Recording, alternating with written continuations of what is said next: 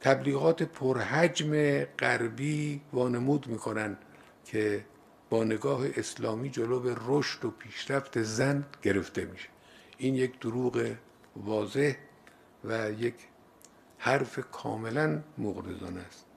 ما در کشور خودمون در هیچ مقطعی از تاریخ، نه در گذشته نه در دوران غرب زدگی، این همه زن تحصیل کرده نداشتیم، این همه زن فعال در فعالیت‌های اجتماعی، در فعالیت‌های فرهنگی، در فعالیت‌های علمی نداشتیم، این همه بانوی مؤثر در سرنوشت اجتماعی نداشتیم، این همه بانوان دارای فهم سیاسی و تحلیل سیاسی نداشتیم، این همه نویسنده زن، مترجم زن، هنرمند زن به معنای واقعی کلمه نداشتیم. اینا همش از برکت جمهوری اسلامی است، از برکت نگاه اسلام به زن است که نگاه تکریمه.